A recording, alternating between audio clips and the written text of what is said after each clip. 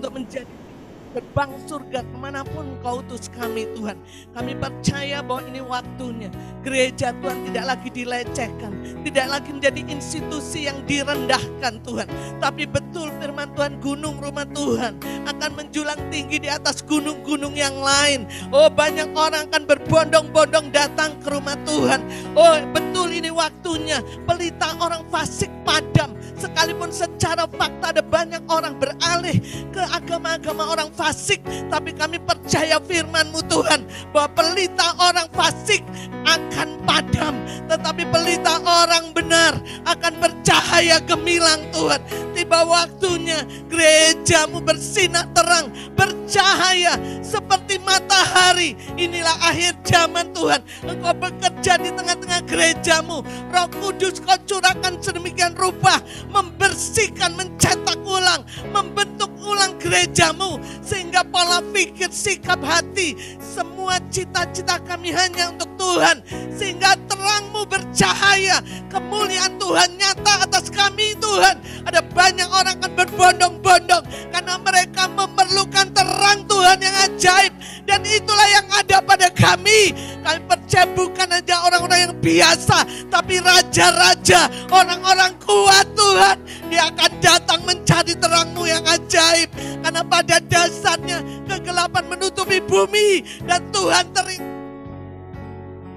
kami gereja Tuhan sedang Kau bawa naik tinggi, Kau promosi Tuhan, Engkau bawa semakin bercahaya seperti mercusuar. Oh, setiap kegelapan akan datang kepada terang-Mu. Terima kasih Tuhan, ajar kami untuk sadar Tuhan, tidak ditipu oleh tipu muslihat si jahat. Terus fokus kepada Engkau, terus berketetapan hati untuk terus hidup karena firman dan roh-Mu.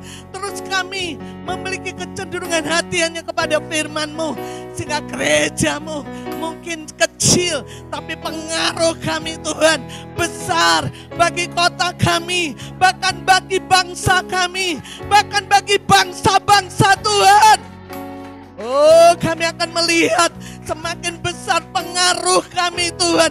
Orang yang dianggap sederhana, orang yang tidak dianggap, yang tidak terkenal, tidak terpandang. Oleh karena pekerjaan roh dan firman-Mu, Kau mengangkat gereja-Mu, sehingga kami menjadi orang yang terkenal, orang yang terpandang, memberi pengaruh Tuhan, mengalirkan aliran kehidupan, menjadi pintu gerbang surga. Itulah yang membuat kami bergairah Tuhan. Karena 2022 ini Engkau menjamin kepastian dalam kehidupan kami. Untuk semua kebutuhan kami, kami tidak pernah khawatir dan takut. Karena ketika kami bergantung sepenuhnya kepada-Mu, ada kepastian di dalam Engkau. Dunia tidak pasti, tapi kami bergantung kepada-Mu, Allah yang terus memberikan kepastian. Dan kami tidak akan pernah tergoncangkan, tidak pernah takut khawatir untuk apapun yang terjadi di tahun 2022. Bahkan kami bergairah Tuhan, karena terang Tuhan terus bercahaya di tengah-tengah gereja Tuhan. Kami boleh berjalan seperti matahari, bright and shine Tuhan.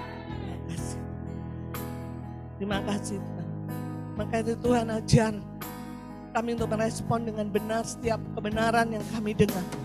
Kami tidak menjadi hati yang berbatu-batu dan penuh dengan semak duri, tapi hati kami seperti tanah yang subur Tuhan.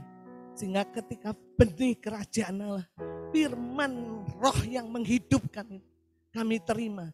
Betul-betul tidak berlalu begitu saja dalam hidup kami, tapi Kau gosok dalam hidup kami, Kau cetak ke dalam hidup kami. Sehingga ketika kegoncangan terjadi, kami merespon dengan benar, dan kami tidak mengambil keputusan yang salah, sehingga aliran kehidupan itu semakin nyata atas hidup kami. Terima kasih, urapi kami semua Tuhan. Tanda-tanda mujizat menyertai firman-Mu, baik yang online maupun yang onsite. Sungguh Tuhan, yang sakit disembuhkan, yang letih lesu dibangkitkan, oh yang berbeban berat diberikan kelegaan. Kami berdoa supaya pengurapan Tuhan turun atas kami. Oh, tidak pernah bisa dibatasi Tuhan. Saudara-saudara kami di Singapura, di Soreang, dimanapun teman-teman ibu-ibu lansia mengalami lawatan Tuhan. Urapi hamba-Mu supaya apa yang Kau sampaikan kepada hamba-Mu disampaikan kepada jemaatmu. Segala puji, segala hormat, segala kemuliaan hanya bagi Tuhan. Di dalam nama Yesus kita katakan sama-sama, amin.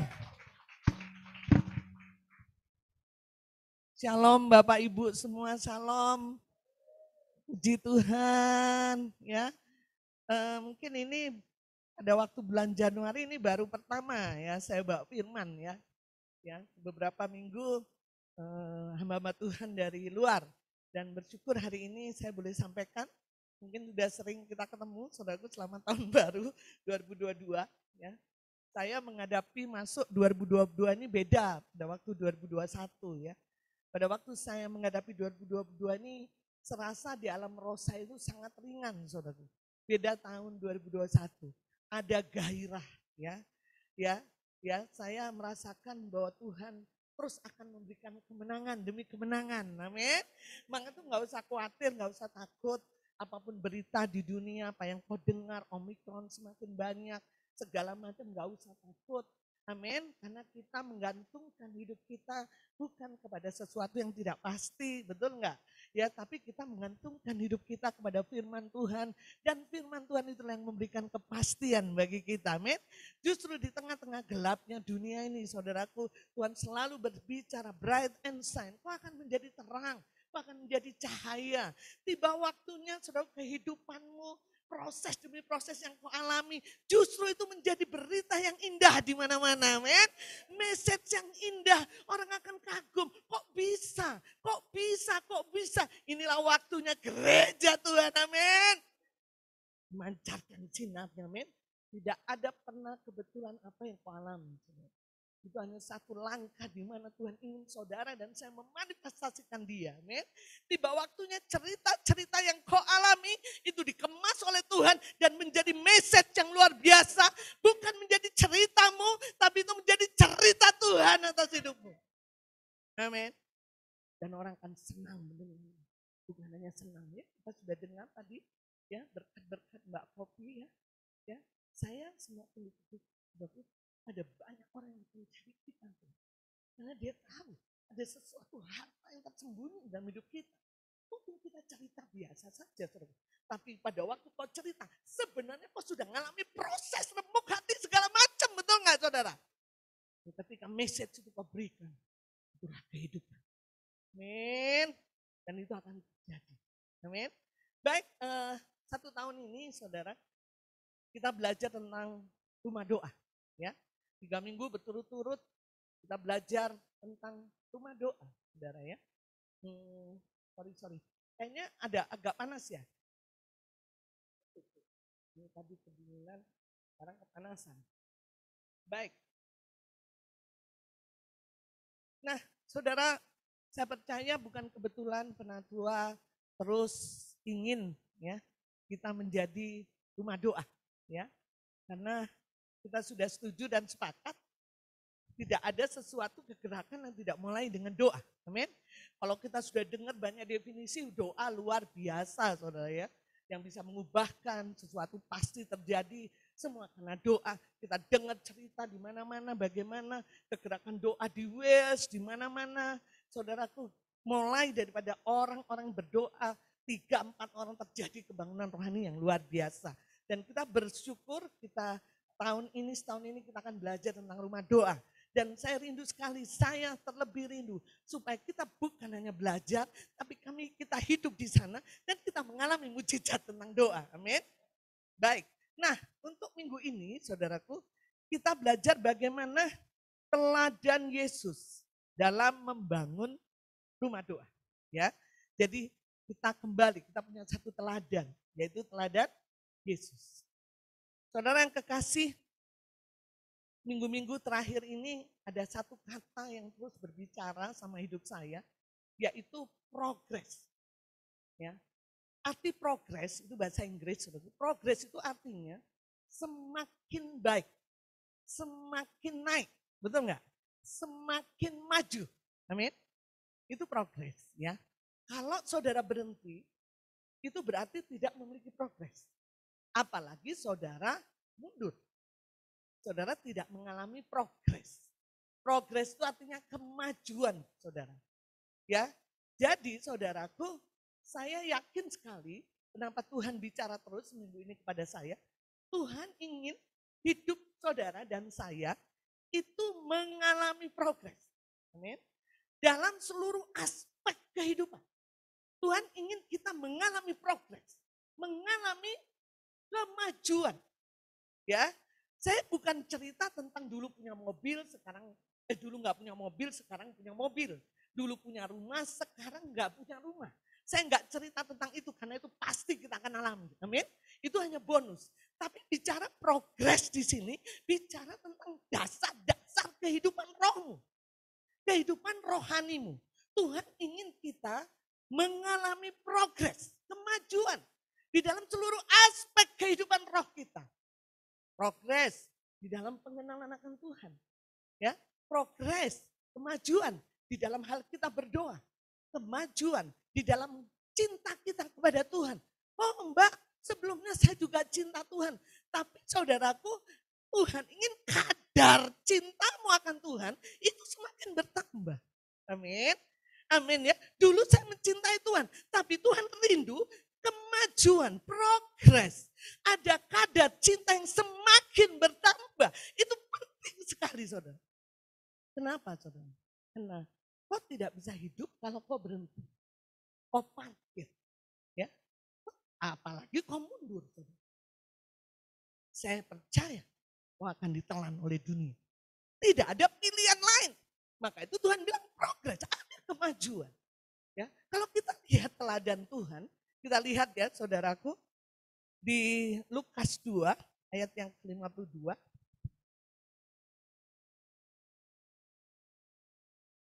Lukas 2 ayat yang ke-52.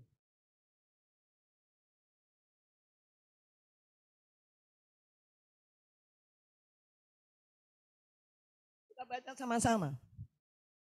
1, 2, 3. Dan makin bertambah besar dan bertambah hikmatnya dan besarnya. Dan makin dikasihi oleh Allah dan manusia. Saudaraku, Tuhan Yesus pada waktu dia ada di dunia, dia tidak pernah tidak mengalami progres. Betul? Ya, firman ini menjelaskan bahwa Yesus makin bertambah. Dia bukan hanya bertambah secara fisik, ya, tapi Tuhan bertambah hikmatnya. Bertambah hikmat, bicara tentang pikiran Kristus. Bicara hikmat, bicara tentang pengenalan akan Tuhan. Jadi saya yakin sekali bahwa Yesus mengalami progres setiap hari. Amin. Karena firman ini berkata, dia makin bertambah besar dan makin bertambah hikmatnya. Dia bertambah pengenalan akan Bapaknya. Dia bertambah cinta akan Bapaknya. Amin. Ya, kita lihat. Makanya saudaraku, kalau kita mau teladan Yesus, saudaraku, pola yang sama yang harus kita alami. Yaitu kita harus progres, maju, bertambah. Amin. Saudara, perubahan yang Tuhan ingin lakukan dalam hidupmu, saudara dan saya, itu bukan perubahan yang seperti ular, saudara. Saudaraku, ular itu berapa kali dia melungsungi, berganti kulit, tapi dia tetap ular, betul nggak? Ngerti ya? Jadi perubahan yang harusnya kita alami itu, kata-kata istilah ada hamba Tuhan bilang bahwa perubahan yang drastis dan dramatis. Karena kita ciptaan baru, betul? Jadi perubahan yang tidak biasa-biasa. Bukan perubahan seperti ular. Yang sepertinya kulitnya ya segala sesuatu hampir tidak sama. Dia memiliki kulit yang baru. Tetapi beda dengan kupu-kupu. Betul? Jadi kalau kita pernah belajar saudaraku SD, SMP. Itu perubahan kupu-kupu itu dibilang metamorfose. Perubahan yang drastis dan dramatis. Dari awalnya sampai akhirnya berubah total. Betul? Saudara, kalau saudara lihat kupu-kupu, dia mulai dari telur, larva, kemudian menjadi ulat jelek banget saudara. Ya, ulat itu jelek banget, geli ya. Kemudian dia menjadi kepompong. Sesuatu yang tidak enak dipandang, apa sih indahnya? Tapi lihat saudaraku, prosesnya pada waktu dia jadi kepompong, dia menjelma langsung menjadi kupu-kupu yang indah, luar biasa, bagus sekali. Saudara, Tuhan ingin hidup saudara dan saya itu berubah secara drastis dan dramatis. Amin. Sehingga orang tidak kenal lagi asal kita dulu. Ngerti enggak?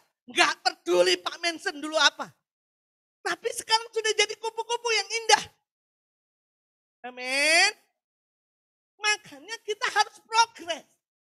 Maju di dalam Tuhan. Bertumbuh, bertambah. Kenapa? Karena Tuhan rindu kita mengalami perubahan yang tidak biasa-biasa. Perubahan yang drastis dan dramatis. Sehingga kalau orang ketemu misalnya Ai lah, orang lihat, aku dulu kenal Ai sekian tahun yang lalu. Tapi aku nggak lihat bekasnya. Dulu dia ulat, dia kepompong. Tapi aku lihat sekarang kupu-kupu yang indah. Amin. Dan Yesus, saudara, seperti itu. Kita sedang belajar teladan Yesus. Amin. Pola Yesus. Sama seperti firman Tuhan. Kita lihat Yesaya di Amsal 4 ayat yang ke-18.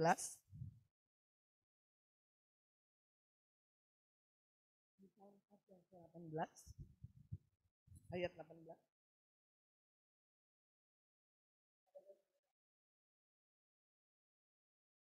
Satu, dua, tiga.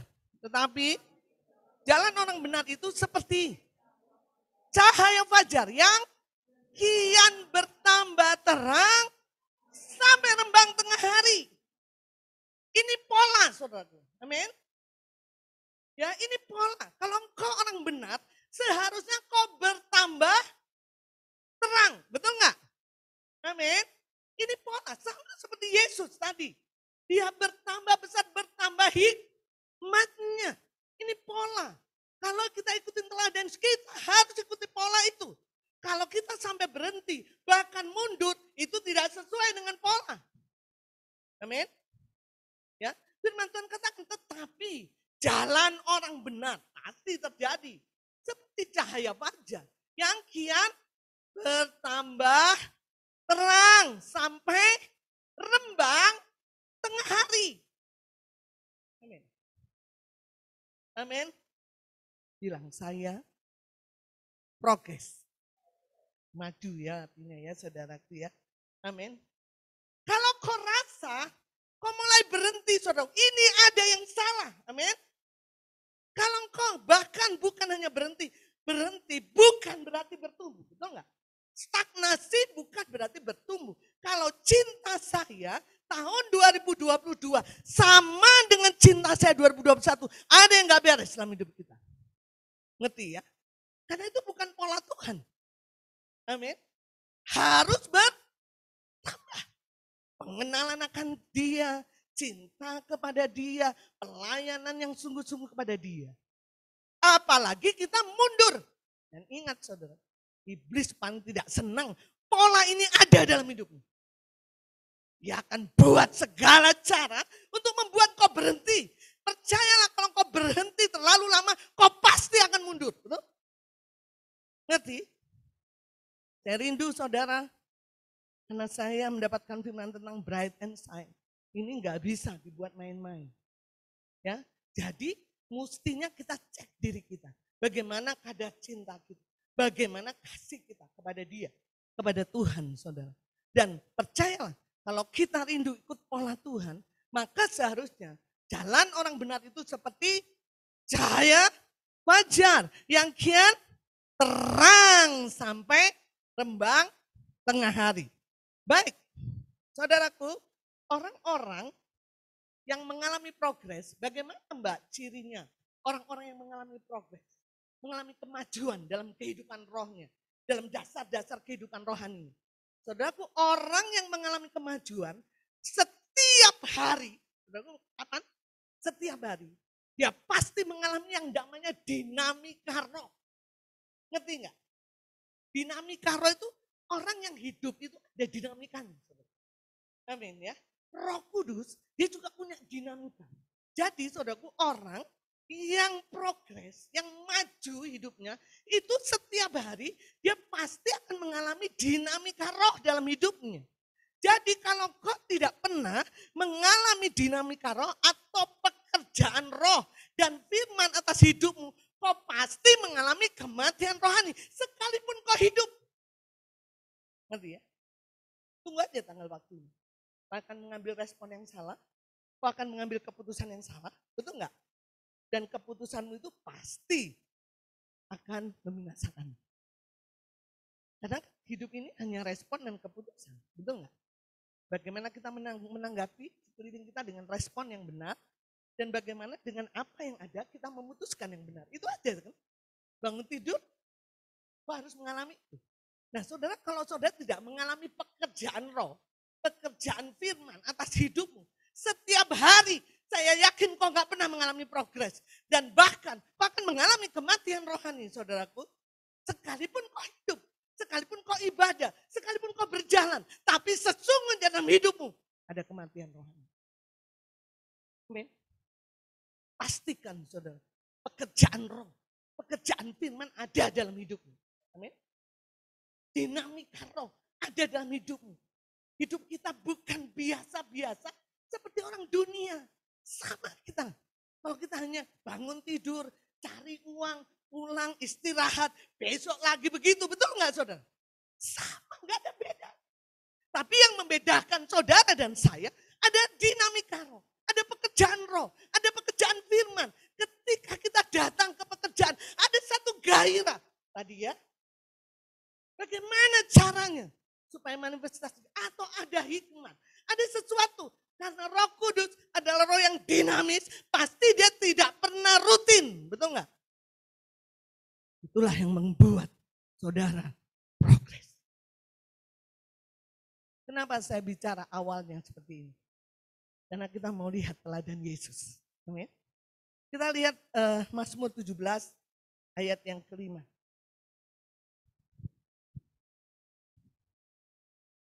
Mazmur 17 ayat yang kelima. Kita baca sama-sama. 1, 2, 3. Langkahku tetap mengikuti jejakmu. Kakiku. Jadi saudaraku, hari ini kita mau belajar tentang teladan Yesus dalam membangun rumah doa. Jadi saudara, Tuhan katakan di Mazmur, kalau kau ikuti jejak kaki Tuhan, kau gak akan digoncangkan. Kau gak akan goyah. Ngerti gak? Jadi bagian kita tuh mengikuti jejak kaki. Polanya sudah ada, yaitu Yesus. Amin. Amin. Amin, saudara. Selama engkau ikuti jejaknya, pola dia, Yesus waktu di dunia apa yang dia lakukan, pola apa yang dia hidupi, gaya hidup apa yang dia hidupi. Selama engkau ikuti jejak kakinya, saya yakin kau tidak akan pernah tergoncangkan. Karena firman Tuhan katakan, langkahku tetap mengikuti jejakmu, kakiku tidak goyang. Jadi saudaraku, kau mungkin kalau ikuti jejak manusia, kau akan goyang. Betul nggak? Ya. Tapi hari ini kita mau langkah kita mengikuti jejak Yesus. Amin. Jejakmu, Yesus ya Tuhan. Karena ada pola. Saya percaya kaki kita nggak akan goyang. Kita nggak pernah bisa tergoncangkan. Amin. Nah, apa sih pola Tuhan? Ya, saudaraku, kenapa Yesus begitu kuat, begitu luar biasa, dan dia mengalami progres setiap hari? Saudara, satu kok, dia membangun kehidupan doa dalam hidupnya. Betul, saudara? Ini yang kita mau kupas, saudara. Gak ada rahasia yang lain. Ini gaya hidupnya Yesus. Pada waktu di dunia, hanya satu. Dia bangun kehidupan doa kepada Bapaknya. Dan itulah saudaraku yang membuat dia progres setiap hari. Itu yang membuat dia bertambah hikmat. Itu yang bertambah kemajuan dalam hidupnya. Kenapa? Ada gaya hidup. ada pola yang dimiliki oleh Yesus. Karena dia memiliki gaya hidup berdoa. Membangun kehidupan doa. Itu yang kita harus ikuti. Lama kok nggak ikuti polanya, akan goyah. Betul? Kita baca firman Tuhan di Markus 1 ayat yang ke-35. Ini ayat yang seringkali dibagikan kalau kita belajar saat teduh, saudara. Markus 1 ayat yang ke-35. Kita baca sama-sama. 1, 2, 3. Pagi-pagi benar, waktu hari masih gelap, ia bangun dan pergi keluar. Ia pergi ke tempat yang sunyi dan berdoa di sana. Saudaraku, lihat ini pola Tuhan, saudara. Amin.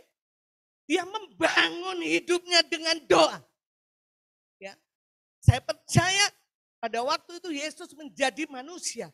Kenapa dia menjadi manusia yang berbeda? Kenapa dia menjadi manusia yang luar biasa?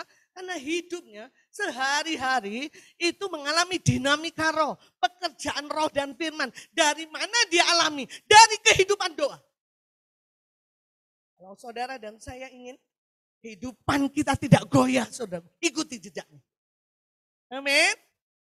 Saya nggak bisa paksa kalian, tapi saya bisa mempengaruhi kalian hari ini, betul? Supaya saudara berubah pola. Selama kau ikuti jejak Tuhan, saya yakin saudaraku tidak akan pernah digoyahkan. Ketika kau tahu bahwa bangun hidupmu dengan pola Tuhan, yaitu gaya hidup berdoa, saya percaya. Saudara. Nah, saudaraku lihat bagaimana Yesus konsisten, betul nggak? Terus menerus melakukan itu. Dia tidak terganggu dengan kesibukannya, betul nggak saudara? Karena itu menjadi pola atas hidupnya. Saudara, saya mau saksi dan saya merasakan begini, saudara. Iri, dalam artian tanda kutip, iri. Ya, karena ada satu kehidupan yang saya pikir patut diteladani, sekalipun itu kehidupan sepupu kita. Jadi, saudaraku, di kompleks saya itu tentunya banyak orang-orang sepupu kita ya. Tapi Pak RT di depan rumah saya, itu saya hidup di sana. Saya tahun 2000 tinggal di sana, jadi sekarang udah hampir 20 sekian tahun. Jadi saya kenal keluarga Pak RT ini dari dia punya anak kecil, ya, sampai anaknya dewasa menikah, dia punya cucu lagi saya kenal. Ya. Tapi saya lihat kehidupan yang tidak pernah berubah adalah, ini yang saya mau sampaikan. Setiap pagi subuh, jadi saya bangun, saya pasti dengar dia bangun. Dan saya lihat sejak dulu, sebelum dia punya cucu, dia masih punya anak kecil. Terus dia bawa anak kecilnya. Pergi kemana? Ke masjid. Satu keluarga. Kalau dipikir-pikir, aduh kasihan banget ya anak kecil. Segala macam. Kok dibawa ke masjid? Kenapa sih enggak sembahyang di rumah? Itu komitmen dia. Sejak dulu saya punya rumah di situ. Setiap pagi saudaraku, saya sudah dengar. Pagi-pagi dia, ayo suami, istri, anak, saudara dulu belum punya cucu, belum punya mantu. Saudara dibawa ke masjid. Pagi-pagi. Kalau dia punya alasan, banyak alasan. Betul enggak? Kadang-kadang kita enggak seperti itu. Ya kan? Dibawa saudara ke masjid, saya mulai doa, saya saat teduh dia pergi ke masjid. Saudaraku, sepulang mungkin dia dengar saya juga, mulai bahasa roh apa segala macam. Dia pulang saya dengar mobil dia karena kan sepi. Jadi setiap itu gema ya, tahu saya. Nah ketika dia mau, Waalaikumsalam, gini-gini udah mulai rame di situ. Hanya dia, keluarga ini saja saudara. Banyak orang yang begitu, sama agamanya, tapi keluarga ini. Setelah itu sudah enggak lama, saya dengar suara ngaji. Saudara, itu pola yang dibangun mereka. Sampai sekarang dia punya cucu, saudara. Ingat tuh, Mbak Minten sering tinggal di rumah saya. Cucunya masih kecil, dia udah bawa. Saudara, itu tak cetak atas anak-anaknya. Saudara, orang yang gak kenal pola Tuhan aja tahu. Ngerti gak? Walaupun saya tahu, doa dia gak tahu kemana, betul gak? Ya, kehidupan anak-anaknya tetap saja tidak sesuai ekspektasi. Tapi saya yang kagum, pola itu udah benar sebetulnya. Ngerti nggak? Jadi seringkali saudaraku, sekali lagi saya nggak bisa paksa saudara. Kita beribu satu alasan. Bagaimana mungkin? Dia kan masih baby. Nah, bikin mesbah. Oh, seminggu sekali. Saudara, orang-orang di sana lebih tahu pola. Saya kebayang saudara. Kalau saudara dan saya memiliki komitmen pola itu. Dahsyat Tuhan akan kerja. Amin. Amin. Suatu ketika saya lihat saudaraku suaminya yang jadi imamnya. Pergi karena dia pejabat. Keluar kota. Istrinya yang setir. Pergi ke masjid. Harus di masjid saudara. Enggak di rumah. Saya kadang-kadang nangis Tuhan. Taruhkan hati itu kepada setiap jemaat. Sekarang kita mau belajar tentang teladan Yesus. Betul nggak? Kita ngapain kalau belajar aja tidak ikuti polanya. Kenapa? Karena firman tadi berkata, kalau engkau mengikuti jejakmu, aku mengikuti, maka kakiku tidak akan goyah. Ini bukan hanya sekedar dongeng, saudara. Ya. Kayak kenapa Penatua Leo, saudara, bangun mesbah. Karena kita tahu saudara, hidup kita cenderung kehidupan sehari-hari, itu sama iblis dibuat berhenti. Dia akan pakai segala cara untuk mendistrak saudara, betul enggak? Untuk saudara berhenti, tidak mengalami dinamika roh dan pekerjaan firman, tidak mengalami terhubung dengan Tuhan. Sehingga saudara bisa saja masih hidup, tapi jauh di lubuk hati roh saudara sudah mati. Saudara tidak akan pernah kian lama, kian bertambah terang. Right and side. Saudara, kita lihat lagi apa yang Tuhan bangun pagi-pagi. Saudara, suatu ketika saya bermalam dengan seorang pejabat yang saya bilang dulu pernah keponakannya datang ke saya. Kalau dia sekamar dengan saya heran saudara. Sebentar-sebentar dia sembahyang. Saya bilang, loh tadi kan saya tahu bahwa mereka itu hanya 5 waktu. Kok sembahyang lagi? Oh iya, saya sembahyang ini Bu. Sebentar lagi, oh iya saya sembahyang ini. Dan kalau sembahyang saudara, bukannya sembahyang, dia ngaji dan sebagainya. Saya dan hati. Dia bisa berlama-lama di situ. Tanpa dia sadar. Dia memiliki Allah yang belum tentu hidup. Betul nggak saudara? Tapi seringkali kita bosan. Betul? Sepertinya, aduh berdoa. Sesuatu yang asing gitu loh. Ayo kita berdoa.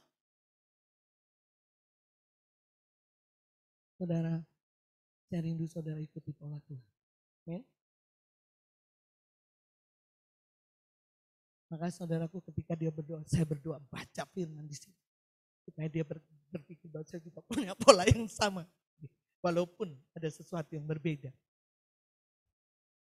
Saudara, gaya hidup kita harus berubah. Kenapa? Karena progres harus ada dalam hidup saudara. Dan rindu sekali kita bukan saja senang mendengar firman saudara. Tapi hidup kita mengalami kemajuan. Amin. Firman Tuhan lagi, kita lihat pola Tuhan. Di Ibrani 5 ayat 7 sampai yang ke-10.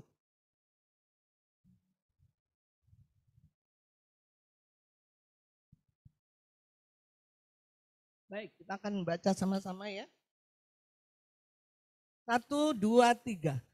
Dalam hidupnya sebagai manusia, ia mempersembahkan doa dan permohonan dengan ratap tangis dan keluhan kepada Dia yang sanggup menyelamatkannya dari maut.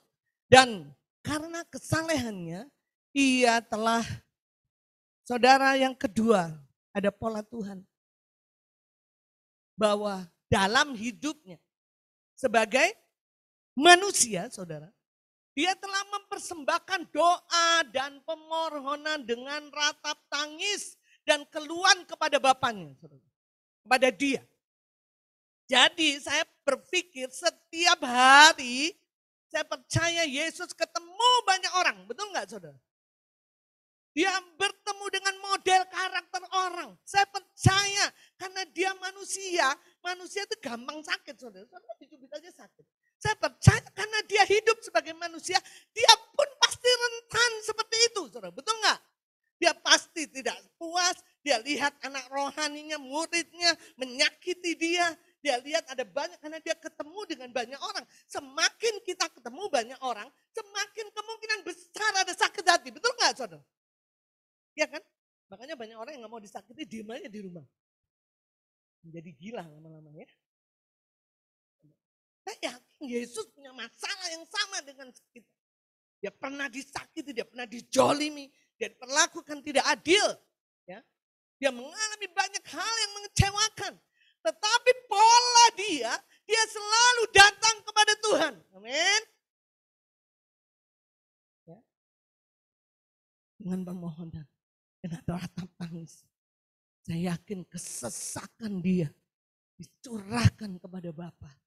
Saya yakin orang yang pertama yang ditemui ketika dia mengalami masalah dalam hatinya hanyalah Tuhan, hanyalah Bapanya. Saudara. Itulah kehidupan polanya. Saudara.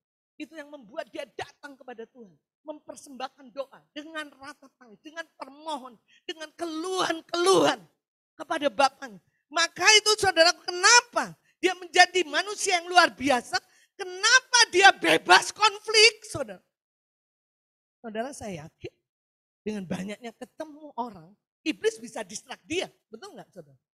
Udahlah, ngapain saya melayani? Orang dilayani bedegong segini. Udahlah, saya berhenti aja. Udah, saya nggak usah memuridkan. Murid-murid yang saya layani, aneh-aneh, mau jual saya, mau ini. Aneh itu. Ya dengan pikirannya, dengan logikanya, dengan kedagingannya. Karena dia manusia biasa, saudara. Tapi kenapa dia tidak mengambil respon yang salah?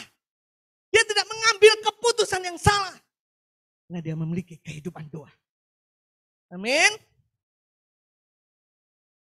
Hidupnya terhubung terus dengan Bapanya. Dalam semua permohonan ratap tangis.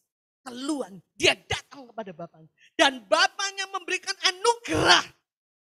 Amin. Saudara, kalau kau terhubung dengan Tuhan, Tuhan akan berikan kasih karunia. Orang yang sakit hati, konflik pahit hati, sebenarnya dia menjauhkan diri dari kasih karunia. Betul nggak? Ya, orang yang terus terhubung dengan Bapa, pasti ada kasih karunia. Apa itu? Kemampuan untuk kau bisa handle hatimu. Dan merespon dengan benar, sesuai dengan firman. Dan mengambil keputusan yang benar. Makanya saudara, kenapa aliran kehidupan di dalam diri Yesus begitu kuat, luar biasa. Dia bright and shine. Kemanapun dia pergi, orang mencari dia. Kenapa? Karena dia bebas konflik. Amin. Amin, saudara. Saudaraku, cara yang paling jitu. Iblis sudah tahu, pasti ada konflik.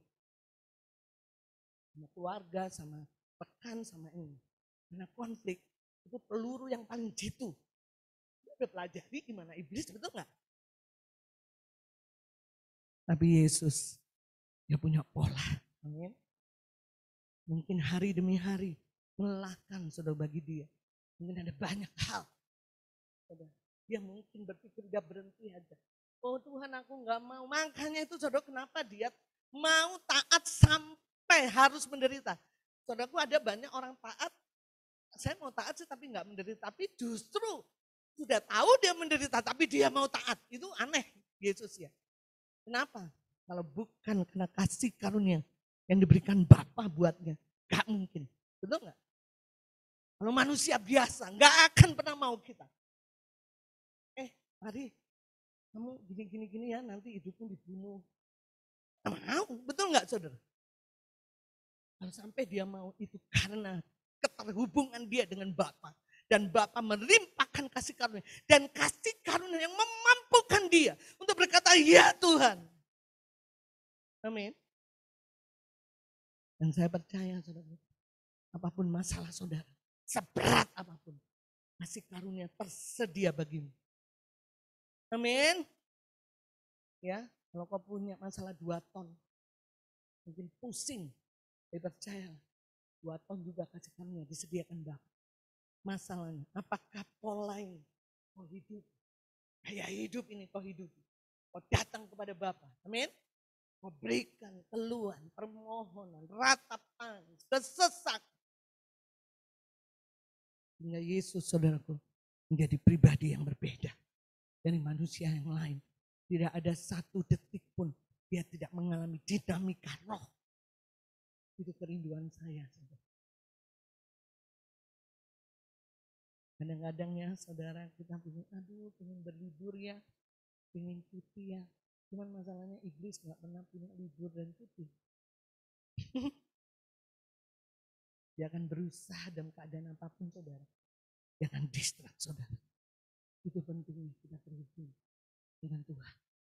Karena kita gak bisa lawan dengan pengetahuan kita. Kita bisa tahu banyak hal.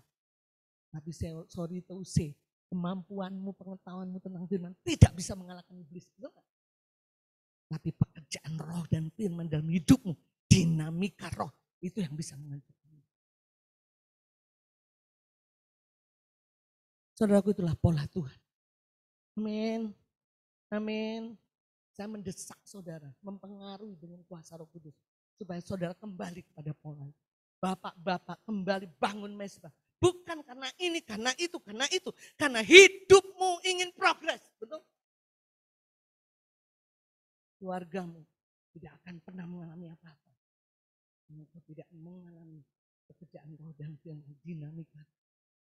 Hanya bisa dibangun ketika kamu terhubung dengan Tuhan. Saudara yang kasih, selanjutnya kita lihat. Apa sih yang didoakan oleh Yesus? Ya, saya percaya dia berdoa untuk segala kesesakan dengan ratap tangis dan semuanya, saudara. Bisa percaya ada banyak hal yang dia doakan. Kita rindu di Yohanes 17 ayat yang ke-9.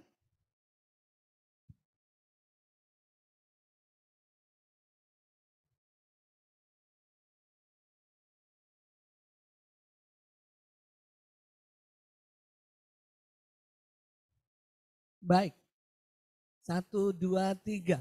Aku berdoa untuk mereka. Bukan untuk dunia aku berdoa.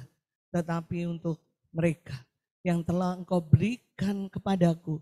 Sebab mereka adalah milikmu. Yesus berdoa untuk murid-muridnya. Dan keturunannya. Bukan untuk dunia dia berdoa. Kenapa?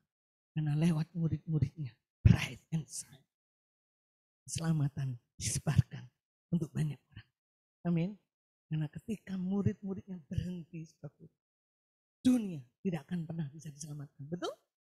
Betul, saudara? Suatu ketika, saudara, kemarin akhir tahun, anak rohani saya ngumpul ya, saya traktir mereka. Mereka mulai berceloteh ya.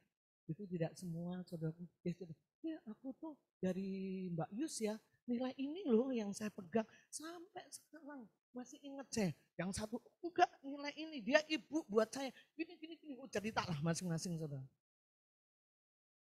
Ada salah satu dia bilang begini, jadi yang lain tuh cerita, wah sekarang tuh orang sulit ya diajar, saya punya anak rohani begini begono dan segala macam saudara. Tiba-tiba yang ini nyeletuk seperti ini. Nilai yang saya terus bangun dalam hidup saya. Jadi kemarin dia bagi berkat di sini. Ketika dia tidak pernah henti-hentinya berdoa untuk anak-anak Tuhan. Saya lakukan yang sama. Saya tahu seberapa bandel anak-anak saya. Ketika aku datang kepada doa, kepada Tuhan. Tuhan sanggup mengubahkan. Itulah cara yang jitu. Karena yang lain ngobrol, saudara. Gimana ya caranya? Dia mulai ngomong. Doakan saja. Yesus, saudara. Dia berdoa untuk apa? Murid-murid. Men. Tangisan dia. Kenapa dia tidak berdoa untuk dunia? Karena kalau murid-muridnya lemah, dunia tidak akan diselamatkan. Betul nggak saudara? Karena lewat murid-muridnya lah. Berita keselamatan disebar kemana-mana. Dia berdoa. Jadi saudara, kita lihat pola Tuhan. Amin. Yesus berdoa untuk murid-murid. Dia, saya belum punya murid. Berdoa untuk anak-anakmu. Berdoa untuk istrimu. berdoa untuk keluarga. Amin. Ya. Dia tidak pernah berdoa untuk dirinya sendiri. Kemarin kita persekutuan di Sariwangi, saudara, ada seorang ibu yang begini. Saya 2022 ini, kalau saya berdoa, saya enggak minta apa-apa seperti 2021. Saya hanya bilang, Tuhan, I love you. Kita ketawa ya. Biasanya saudaraku, tahun 2021 dia berdoanya, Tuhan ini, dompetku Tuhan ini. Saya tahu dia mengalami pengenalan yang dalam. Saya hanya bilang, Tuhan, I love you. 2022, I love you.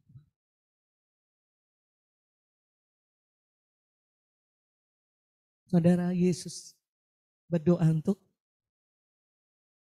semua yang diberikan kepada Yesus dan mereka dalam hidup. Terus ayat yang ke-20.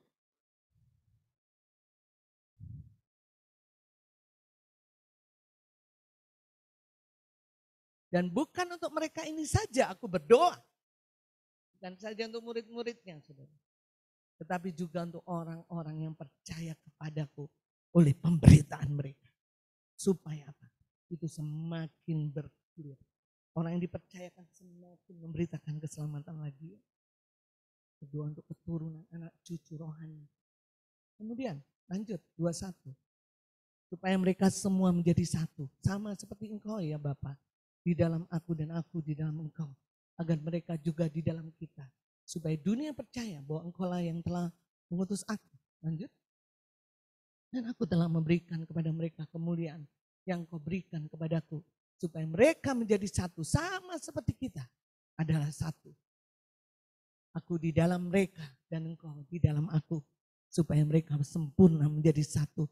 Agar dunia tahu, ini goalnya saudaraku. Bahwa engkau yang telah mengutus aku dan bahwa engkau mengasihi mereka sama seperti engkau mengasihi aku. Dia berdoa untuk murid-muridnya, orang-orang yang dipercayakan kepadanya supaya dunia tahu. Amin.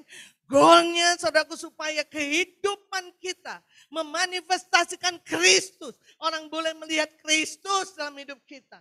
Maka itu saudaraku ini yang dia bangun. Yesus kenapa luar biasa di dunia? Karena dia punya pola. Dia bangun hidupnya dengan kehidupan doa. Amin. Saya rindu saudaraku, karena Tuhan memberikan topik rumah doa. Tapi kita gak berdoa selama 1 tahun. Betul gak? Gak mau saya gitu. Saya rindu justru di awal tahun ini kita mengambil komitmen. Tuhan, tadi kan kita sudah lihat di Mazmur, betul enggak? Kalau aku mengikuti jejakmu, kakiku tidak akan goyah. Sering saya bicara saudaraku bahwa semakin tahun semakin gelap dunia ini. Tidak ada kekuatan yang lain dalam hidup kita kecuali terhubung dengan Dia. Ya, terus berdoa. Saya yakin saudara tidak akan pernah dibuat capek. Amin. Orang dunia saja, saudara. Dia bangun pola. Sampai sekarang, sampai cucu-cucunya ikuti pola. Kita yang jelas-jelas punya teladan, betul nggak saudara? Kita nggak mau mengikuti jejak. Dalam artian saya bilang, mohon maaf ya, bodoh sekali. Saya lihat saudara sekalipun semua pergi, ada anaknya suruh pergi dia ke masjid. Kenapa? Karena orang tuanya mencetak hidup dia dengan pola. Kenapa Abri bisa disiplin segala macam? Karena dicetak, betul nggak? Ya kalau pola itu kan begitu saudara ya. Kalau saya ingin bikin 1000 kemeja yang sama, ambil aja satu pola, betul nggak? Kalau itu saya contoh, 1000 kemeja sama. Yesus saudaraku, dia punya pola. Saya kadang-kadang menangis, Tuhan. Kalau saja gereja mengerti perkara ini. Dan mereka mengikuti jejak kakimu. Dahsyat pekerjaan Tuhan. Tidak ada kematian rohani. Tidak ada kata-kata stagnasi. Tidak ada kata-kata mundur. Tidak ada kata-kata sibuk. Saudara, kalau saudara bilang sibuk, saya percaya tetangga saya di depan rumah saya itu sangat sibuk. Istrinya bisnis, ya dulu istrinya bisnis. Suaminya kerja di pejabat, tapi dia mencetak keluarganya. Setiap pagi harus pergi. Dari orang yang paling kecil dalam rumahnya. Kalau dipikir-pikir, kasihan, inilah, itulah, ini. Kelihatan saudara kerinduan, kehausan, kelaparan akan rumah Tuhan. Ya rumahnya Tuhan kan itu. Saudara, kadang kita tidak mengalami hal yang sama. Padahal kita punya pola yang luar biasa. Kita lihat Yesus, dia selalu bersungguh hati untuk datang kepada Bapaknya. Lalu haus lapar. Ya, itulah polanya. Amin. Amin, saudara. Ya, saya rindu supaya tidak ada satupun yang stagnasi tapi mengalami progres, kemajuan di dalam Tuhan. Saya tidak bisa tolong saudara. Tadi saya jamin kalau kau bangun mezbah, Tuhan akan tolong. Amin. Saya yakin. Saya yakin. Saudara, percayalah, ketika kau berdoa, Tuhan berikan pengertian yang sederhana. Ini terakhir ya. Ketika kau berdoa, kau seperti diselimuti, seperti ya, diselimuti. Dan ketika ada iblis memakai panahnya, saudara, kau tidak akan pernah tembus. Nah, tanpa disadari ada selubung yang menyelimuti. Semakin kau terhubung dengan kemuliaan Tuhan. Dan itu yang berkata bahwa kau bebas konflik. Kau akan mengalami tidak ada kekhawatiran, kecemasan. Kalau ditanya, kenapa kau gak cemas? Gak tahu. Kenapa kau gak sakit hati? Gak tahu. Saya gak ngerti, tiba-tiba aja saya gak. Oh kalau dulu saya sakit hati, dulu saya cemas, kalau dulu saya khawatir. Loh saya itu kan gak ngerti. Kenapa? Karena ketika kau bangun kehidupan Tuhan, Allah melingkupi dengan kemuliaan dan kasih karunia. Amin. Tinggal aliran kehidupan terus nyata dalam hidup. Saudara, ikuti pola Tuhan Yesus dalam membangun rumah doa. Amin. Sekali lagi ya, saya berdoa supaya Roh Kudus mempengaruhi hidupmu dan kau mengambil komitmen berketetapan nanti. Aku mau mulai itu bersama dengan engkau. Aku mau ikuti jejak kakimu supaya kakiku tidak goyah. Mari kita bantu berdiri.